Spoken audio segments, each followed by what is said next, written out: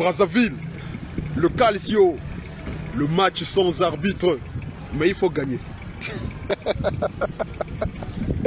Ça veut dire que la ville où le fonctionnaire de l'État et le coopérant ont les mêmes charges. Les chances ne sont pas équitables, mais il faut marquer le but. Il faut gagner. C'est ça Brazzaville. Tu veux marquer le but, tu es taclé dans la surface de réparation. On te bousille la jambe. Il n'y a pas de penalty. Mais il faut quand même marquer le but. C'est ça Brazzaville. C'est ici qu'on reconnaît vraiment les bons joueurs. Parce que quand tu gagnes au championnat d'Italie, il n'y a pas un championnat qui peut encore t'intimider. Voilà pourquoi je le dis à tous les cadres du CNR, je vous salue. Soyez bénis dans vos rangs. Nous les populations, nous vous suggérons de venir vous installer ici à Brazzaville. Voilà, le Calcio. Nous, on veut avoir l'adresse cadastrale.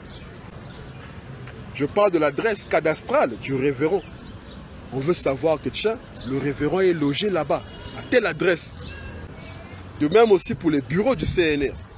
Vous pouvez nous contacter, on vous trouve des locaux dignes.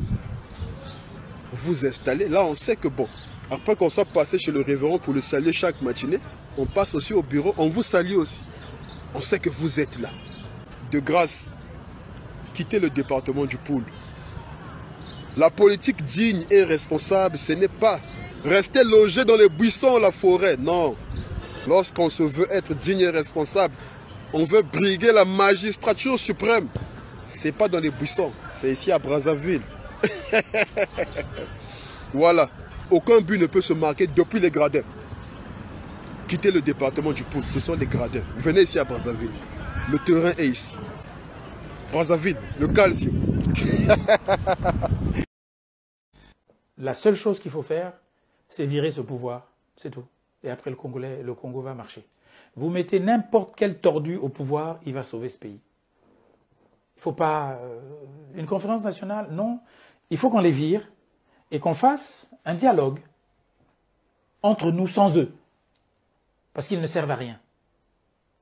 Ceux qui sont au pouvoir ne servent à rien pour l'État congolais. C'est mon modeste point de vue. Parce qu'ils ont eu tous les éléments, ils ont eu tous les outils en main pour sauver ce pays. Le président Sassou Nguesso est arrivé au pouvoir par les armes. Il aurait pu être le plus grand chef d'État que le Congo ait eu, en se disant, bon, j'ai fait des erreurs à telle époque, je fais bien. Malheureusement, ils sont arrivés au pouvoir avec dans leur tête la vengeance, justement, contre la conférence nationale.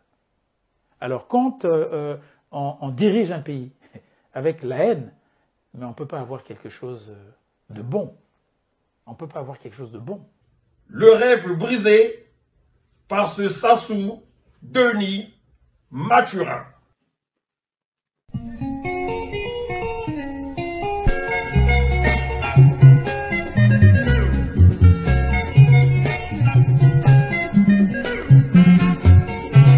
D'où venait-il finalement, ce type qui n'a aucune once d'affection pour le peuple congolais? Le rêve brisé par ce Sassou Denis Mathurin.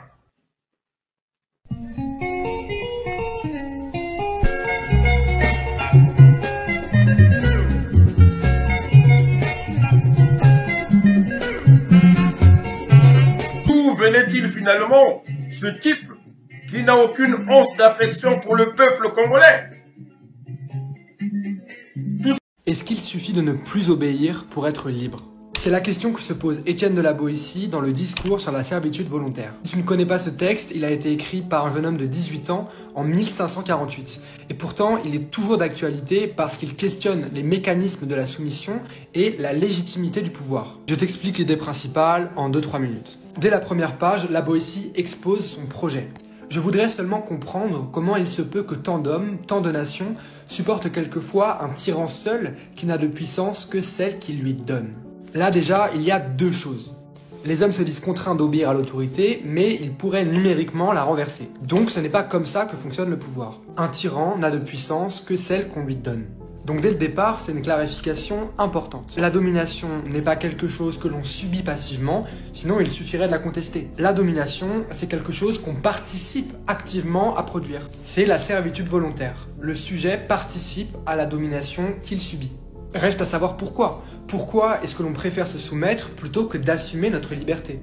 Étienne de la Boétie donne 3 explications. La première raison de la servitude volontaire, c'est l'habitude. Par la tromperie ou la violence d'un tyran, mais aussi la lâcheté et la médiocrité de certaines personnes, la tyrannie s'installe. Mais ensuite, c'est l'habitude d'obéir qui fait que la tyrannie reste. Ceux qui vivent depuis longtemps ou naissent dans une tyrannie ne savent plus ce qu'est la liberté, donc ils ne peuvent plus la désirer. N'ayant pas même vu l'ombre de la liberté et n'en ayant pas entendu parler, ils ne ressentent pas le malheur d'être esclaves. La deuxième raison qui fait que l'on accepte la tyrannie, c'est que le tyran distrait le peuple et le rend bête. La Boétie écrit « Tous ces peuples se laissent promptement allécher à la servitude pour la moindre douceur qu'on leur fait goûter. Les jeux, les farces, les spectacles et autres drogues de cette espèce étaient pour les peuples anciens les appâts de la servitude, le prix de leur liberté ravie, les outils de la tyrannie. » Ça me semble terriblement d'actualité. Et la troisième raison pour laquelle on se laisse soumettre, c'est que les tyrans usent d'artifices pour paraître plus intelligents, plus importants et donc plus légitimes à avoir le pouvoir. Et ça aussi, c'est très d'actualité. Donc Étienne de la Boétie ne nous accuse pas de nous laisser tyranniser et de ne pas vouloir être libres, non. Il nous invite plutôt à prendre conscience de la vraie nature du pouvoir pour s'en débarrasser. Parce qu'aucune tyrannie ne peut durer sans qu'à un moment ou à un autre, on y participe. Non seulement en obéissant, mais aussi en faisant obéir les autres, en participant alors soi-même à la tyrannie. Et la fin du texte insiste beaucoup là-dessus. Pour Étienne de la Boétie, il existe des relais, des serviteurs du pouvoir qui l'aident parce que le pouvoir leur profite. Parce qu'ils préfèrent leurs petits intérêts personnels que l'émancipation collective. Mais alors qui sont ces serviteurs de la tyrannie? Alors certains le sont plus que d'autres, mais on l'est tous un peu parfois en réalité. Toutes les fois où on défend nos intérêts aux dépens des autres, où on ne respecte pas leur liberté, où on donne des ordres. Toutes ces fois, on entretient une tyrannie dont on est aussi la victime. Et c'est pas vraiment notre faute, car on est tellement habitué à la tyrannie qu'on finit par y participer. Mais il faut s'interroger, je me plains de l'injustice, mais quand est-ce que moi aussi j'y participe? Il y a donc une responsabilité collective, non pas de combattre la tyrannie, mais juste d'arrêter de la soutenir en refusant d'obéir et de faire obéir. Finalement, Étienne de la Boétie propose un programme moins ambitieux, mais très enthousiasmant contre la tyrannie. Ne pas cautionner la tyrannie et encore moins y participer. Et retrouver le désir de la liberté, notamment en s'éduquant. D'ailleurs, à la toute fin du texte, Étienne de la Boétie écrit « Apprenons donc, apprenons à bien faire, levons les yeux vers le ciel pour notre bonheur ou pour l'amour de la vertu. » Comme d'habitude, le texte est dispo en PDF sur mon profil TikTok.